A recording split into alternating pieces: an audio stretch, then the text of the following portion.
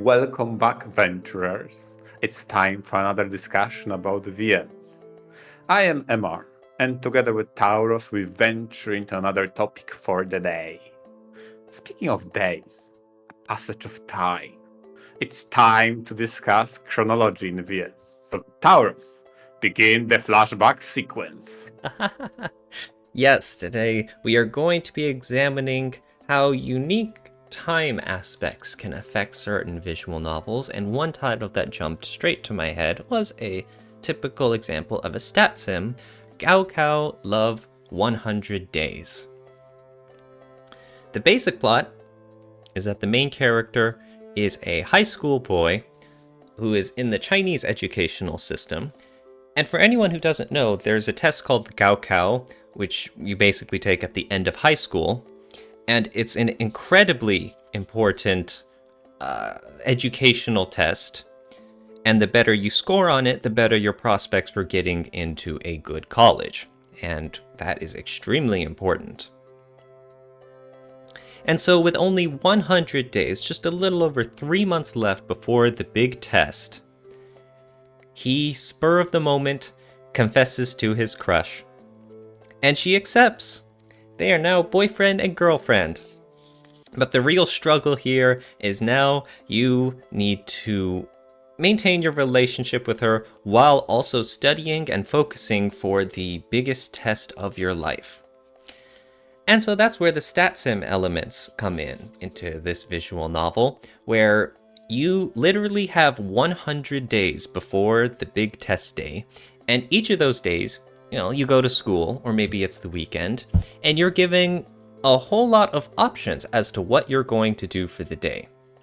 Whether it's studying a specific subject, or hanging out with a buddy, or even just slacking off and heading off into town or something.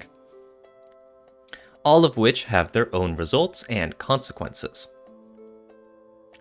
And so many stat simulators, follow this basic formula of you only have so many events or free times for you to raise your stats along the way, and as the story plays out, you're going to get rewarded or punished for meeting certain criteria. Gaokao Love 100 Days was the first one to jump to my mind about this topic, about chronology, because it very strictly lays it all out. You literally have 100 days, and along the way there are checkpoints, there are practice dates along the way, and how well you do on these practice tests, or how badly you bomb it, affects the storyline, and how things develop for the next, you could say, story arc in this visual novel. So basically, the story is divided by the milestones across that time frame. There are 3 practice tests that are given out over these 100 days in school. And like I mentioned, your results on them are a strong influence of where the story goes. In a way, you could consider these branching points for the routes. All right. And speaking of routes, there are like 50 of them. Yeah.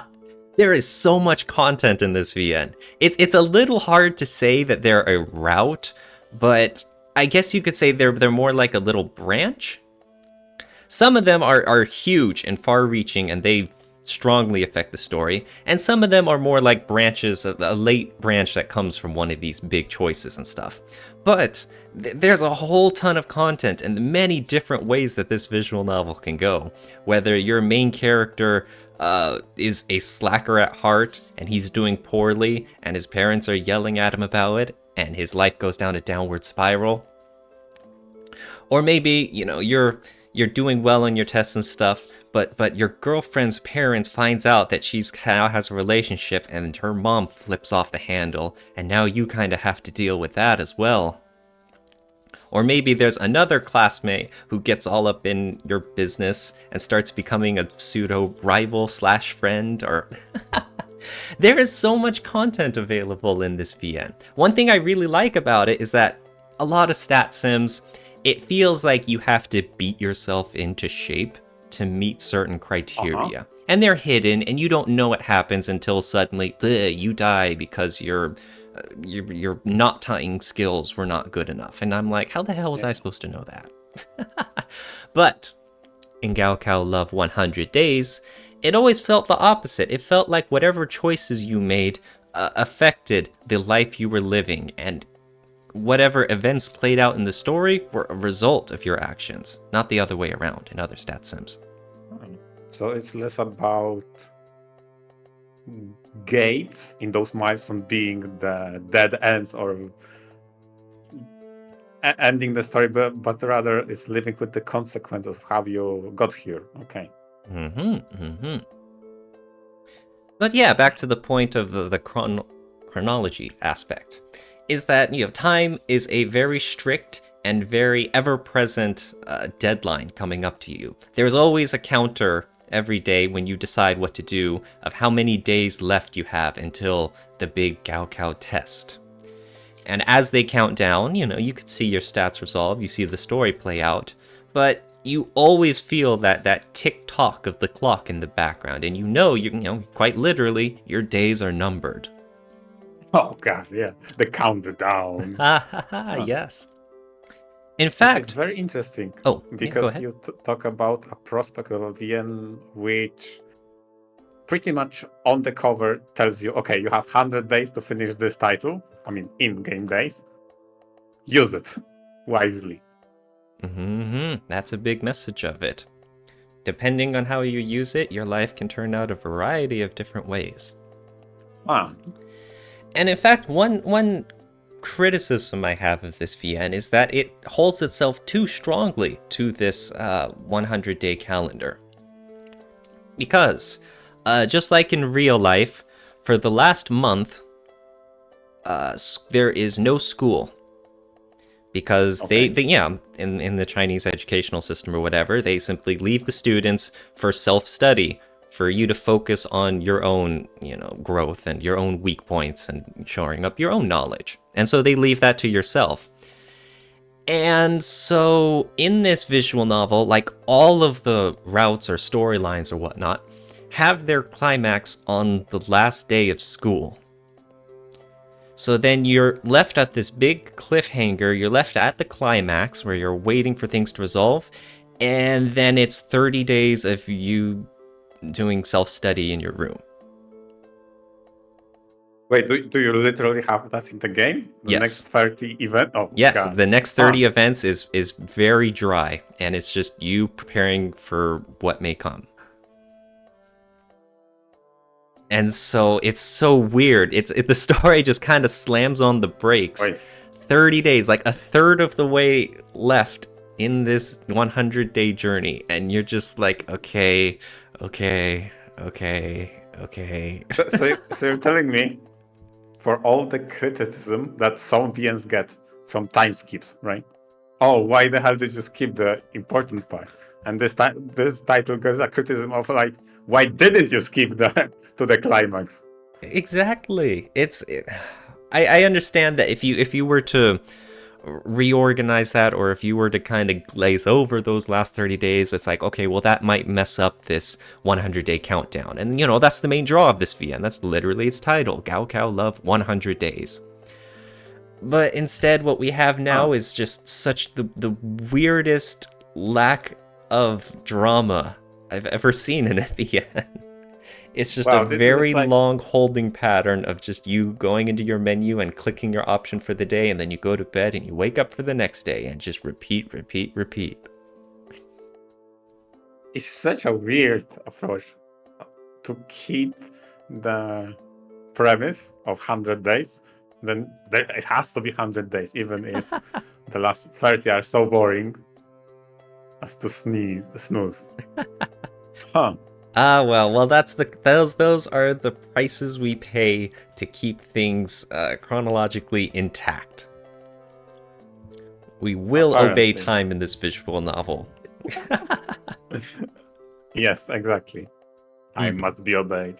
And speaking of time, and speaking of high school setting, you went with approach of a countdown to the finish. Whereas I brought a title in which the end just is the beginning. I've brought back Yotsunoha. It's a very interesting premise and I feel like a very unique usage of a high school setting in which the gang, the protagonist, and the main characters made a promise. By the end of a summer break, their school has closed, and all of them went their separate ways. But they made a time capsule in the old school that just closed and promised to meet in 3 years' time. And this is where Yotsunoha begins. After the 3 years' time, they gather in that place and relive the memories of the school time from before. And that is such a cool prospect of walking around the now desolate high school and reliving the time from before, going into classrooms and talking right now how it was back there, and then you as a viewer, you are presented with flashbacks and comparison between those two eras on how currently this entire school, the entire building is desolate, barely holding on, and obviously in the previous 3 years ago, in the memories, it's all pristine and perfect. And how those characters, all of them, evolved in the past 3 years. Some of them changed certain behaviors. Some changed their style. It's so interesting in a retrospective, nostalgic manner. Then you revisit all the old letters and notes they did and how they approach the same topics now with more experience, life experience. Like, it was such a cool concept. In addition to, because Yotsunoha is a title that I brought, oh boy, it was right now for me nostalgic. I think it was 100 episodes ago in the Zany UI. They took the comic approach, and you have a speech bubbles appear on top of each other. That's how Yotsunoha did, like notes straight off the notebook. Yeah, oh yeah, I really love their dialogue box system, where all of it looks like little post-it notes or scraps of notebook paper, and it gives it a really old-timey feel to it. And exactly, it was so unique.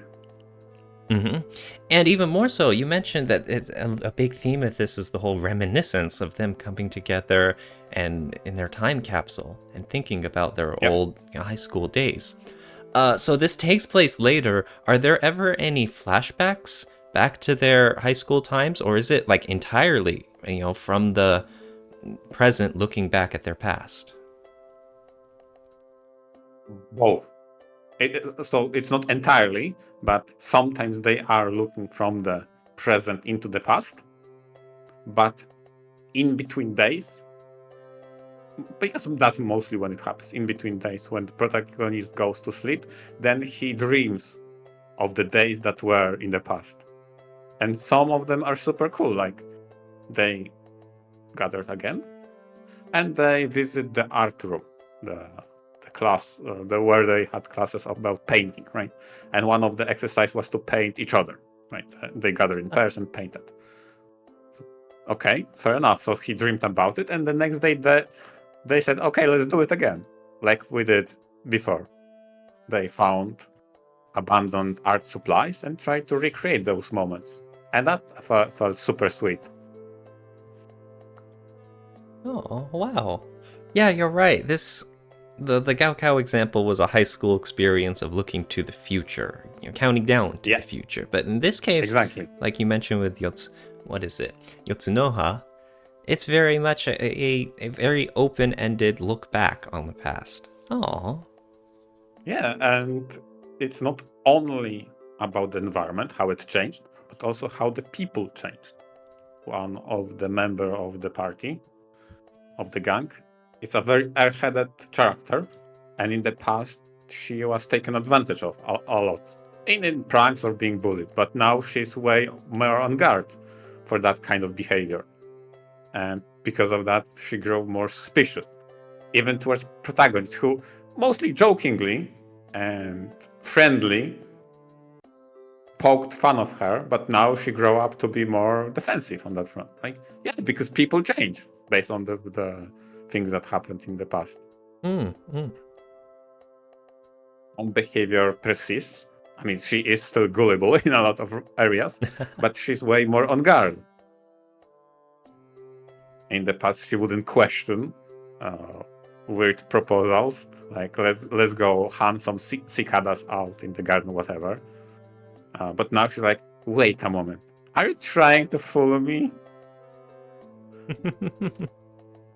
Are there individual heroine routes, or is this linear, or what kind of structure is this? It is individual heroine routes, although in not necessarily ladder, but it's similar to ladder structure. I believe there are 3 characters, because the entire gang consists of 5 characters, including protagonists, and there are 4 routes for each character. And one of the characters did not arrive at the memory recollection. So there is an unlockable route once you piece together all the memories. So there's some area of mysteriousness. What happened to the last character who promised to be here after 3 years, but she's not. Very interesting. Maybe she is in a different place. No spoilers, no spoilers. Yeah, obviously no spoilers. But yeah, you're right. This really does relate to the whole aspect of time very well. Yeah, I felt like very few titles deal with time capsules and reminiscing to such a degree to base entire premise on it. Oftentimes it's just a sub-arc, a smaller arc or a development or maybe story for a singular character. No, this is the entire premise.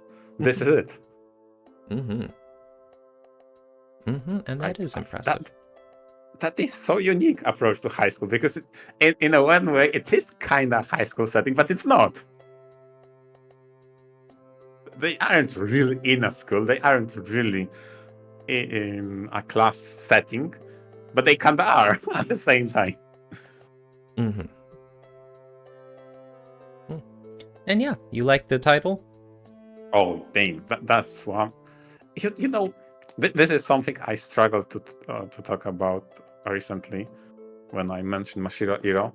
But you know how hard it is for a title to make me care about high school setting? This is one of them. They made me care. So I really liked it. Oh, that is sweet. Then on that note, you got me thinking about time again, but this is something a lot more in the nitty-gritty. Instead of the time in general, I mean the minute to minute, and that's in a visual novel called 428 Shibuya Scramble. This takes place in the present day, and in fact there are 5 main characters going through their own plot lines, but the main idea is that the Tokyo police force is trying to resolve a kidnapping and ransom case. But as the story plays out, things get complicated, a lot of stuff starts happening, and things go in very unintended directions. The main hook about it is the whole aspect of time. I mentioned there's 5 main characters, but they all have their events taking place at the same time. When this starts, and I believe it starts at like 9 a.m., and you follow each of their characters as time ticks down for the next hour. This VN even has like 5-minute increments if you follow along its big old timeline, basically at the like chapter select portion. And this way it helps keeps things grounded. When you have, 5+ main characters of shifting perspectives and differing plot lines and all sorts of different characters, it's easy to get lost. But knowing that all of this stuff is happening concurrently keeps things focused. Especially when some characters cross each other's paths. Like, hey, it's this one guy who's running around, trying to help this hostage girl. And then it's like, oh, hey, yo, it's that police officer who's also investigating on the case. And then it's like they see each other as they're running past. And you're like, oh, hey, he's doing that and he's doing that. Haha, that's funny. So even though you have some characters who seem completely unrelated to this main police case, you still see the butterfly effects that they can have when you make one choice in someone's route and how it then affects someone else's encounters and events half an hour later in someone else's route.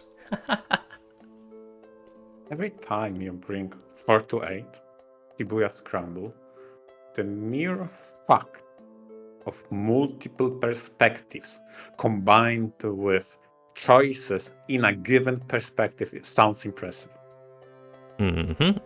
Because that's a very rare combination of having multiple perspectives, and those perspectives are from different characters who make different choices. And then later down, they intersect.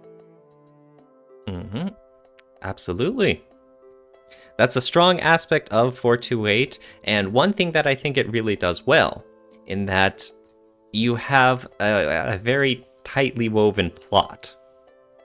Like I mentioned, it's easy for other VNs to try to do something this ambitious, and they end up getting one big ol' spaghetti mess of trying to pick out the strands, and I'm like, I am so lost, I don't know what's happening, and there's supposed to be some kind of like plot twist, and I'm like, wait, what the heck did that have to do with anything over there? And other VNs, they try, and they kind of choke on their ambitions.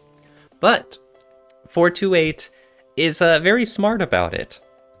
They know when to have a character focus on himself and when to play up the whole connection part of this VN. After all, there's one character whose pretty much his entire story takes place with him inside his own apartment.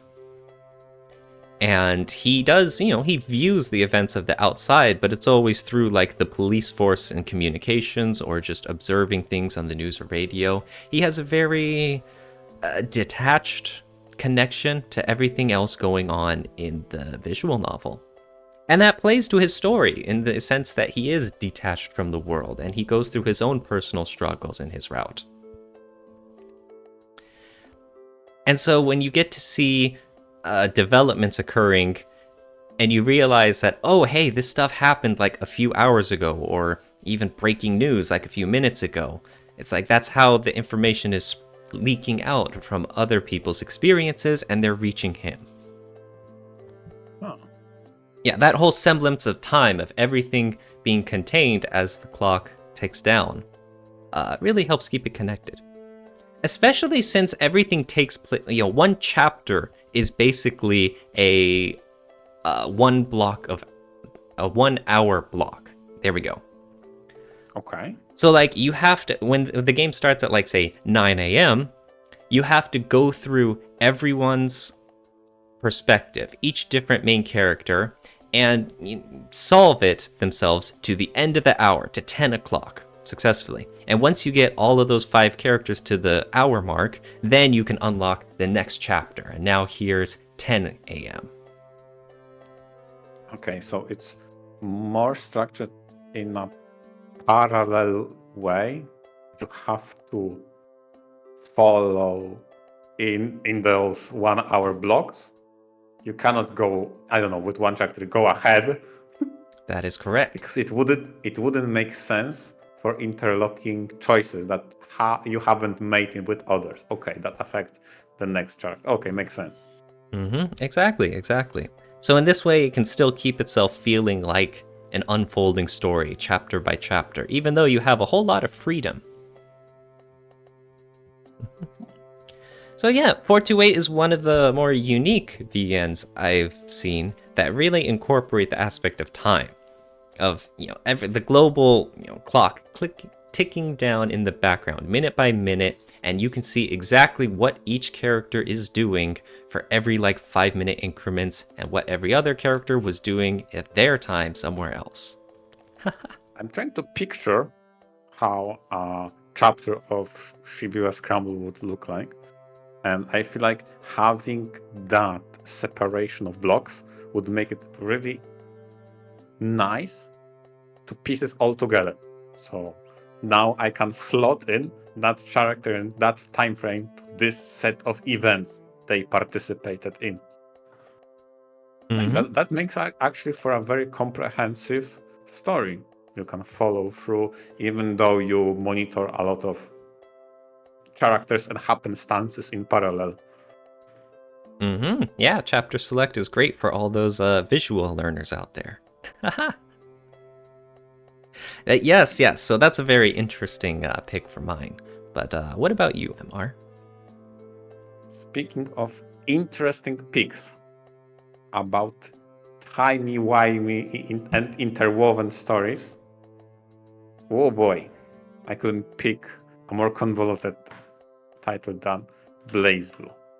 Okay, and to summarize BlazBlue, I guess one way to say it is timey-wimey convoluted mess, but to get the basics. The story of BlazBlue is set in post-apocalyptic scenario revolving about living in a highly contaminated world. The surface is covered what is called C tier, a highly toxic substance that is harmful for living organisms. So, as a consequence, people live in hierarchical cities, high into the mountains, and this is where the story takes place. And there's a lot of timey-wimey stuff that is happening. There's a lot of time loops, parallel, alternative choices, and time is constantly a part of the story. Mostly because there are forces that can shift events depending on the will. So there are some major players as an organization and or powerful beings who can shift some events according to their will and shape the world. But this is not necessarily what I picked the title. Because when we were discussing topics for an episode, one event in this title stuck out to me. Okay?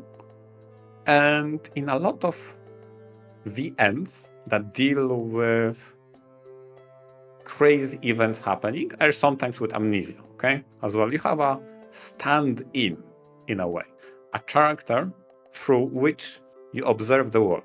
And the character is lost, doesn't know what is happening, and then the world explains how it functions, right? And this is how you, as a reader, sympathize with that character, right? Okay, I'm so lost, exactly like you. Please tell me more. Mm-hmm. Explaining to the reader, too. Exactly. Explaining to the character is exactly as the explaining to the reader. Mm-hmm.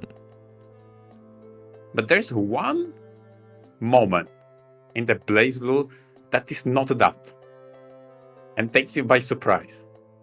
And it's somewhat of a test of have you been keeping up and did you notice patterns? So specifically in BlazBlue Chronophantasm, which is third title in the series, because this title is comprised of 4 titles in the series. And the third one, I'm trying to reconstruct this event. It goes more or less like that. I'm the protagonist, like, oh, okay, another one of those go inside my head kind of moments. Sure, let's get it over with. That's his, like, oh, okay, fine. And through some magic and or devices, there's something happens, and the screen goes black. Okay, a setup for a flashback of sorts, right? Sure. But unlike what you would expect, what happens is the screen goes back again, and the protagonist is like, I'm back. Thank you. And you're like, what the fuck happened here? Like, you can't just drop it on me. And now you, as a reader, have to piece it all together. What happened?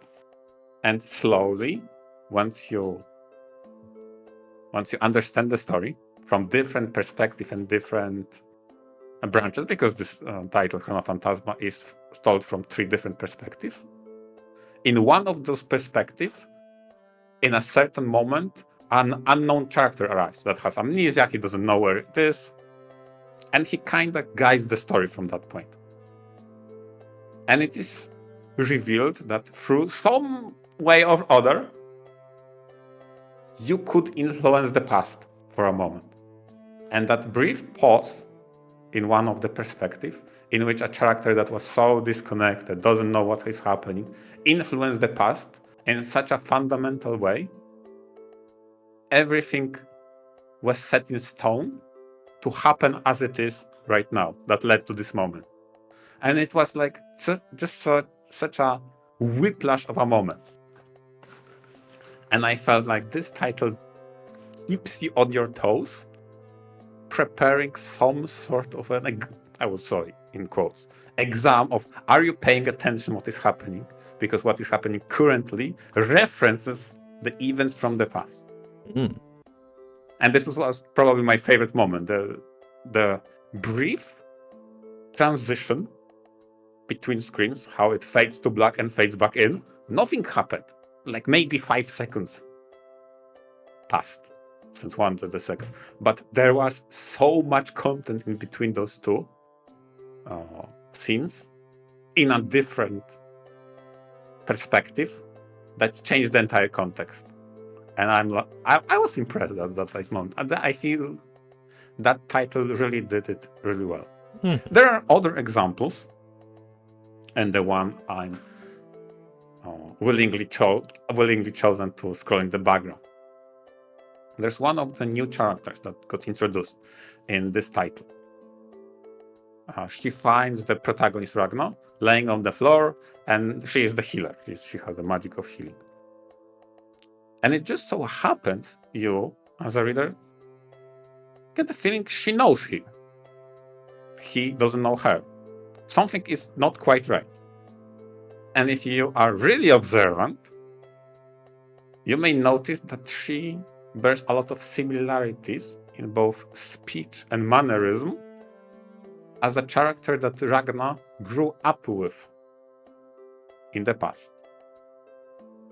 And then how the story unfolds, and he gains insight to that character, and he knows that she is at the very least related to the character from the past. The roles reverse. Now he knows more about her than she knows about him. And there's a lot of tiny, whiny stuff that I don't want to necessarily spoil. But Yeah, okay. I was right. I'm giving some details, but not all of them. Right? I'm not answering all the questions. Consistently throughout the series, that title checks whether or not you're paying attention what is happening, because they will call references to things that have been said before, and they will set the stage for answers to be told later down the line. And I felt like that's actually quite impressive, because it feels at the very least they had a vision. Sometimes maybe they kind of, I don't know, use Deus Ex Machina or came up with something out of their ass. But at the very least, they had a vision what would be the important events and what would be the callbacks.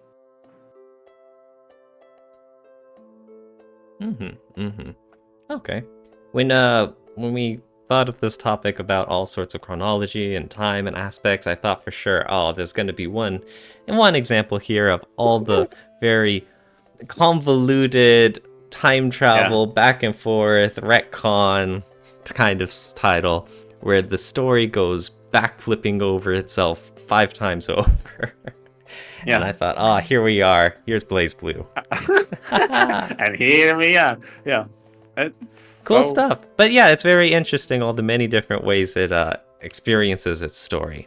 And how many ways, like you mentioned, how it rewards you for paying attention. That's very neat. Yeah, exactly. One cool example I wanted to add at the end is on the first game, very first game. all the characters have their own story. In parallel, the excuses is the time loop, so everybody's story is canon at the same time, even though they contradict in a lot of places. But one character's story is completely different from others because his version of the story doesn't involve one character whatsoever. Like, she's removed from existence, and you as a player, like, what the fuck? The hell? That doesn't make sense. And it takes a couple of games for you to like, oh, then it clicks. Multiple games later. Haha. Yeah, which What is a sometimes sprawl. frustrating. Oh, well, it's a sort of rewarding sort. Oh, it is. Yeah. So that's very cool. Thank you, MR. And now we are wrapping up to the end of our time here together with you, listeners. Thank you very much for taking part in today's episode. I hope you all enjoyed. Yeah, thanks for all the listeners, and please tell us in the comments, what is your favorite chronology and time example in VNs? VNture out. VNture out.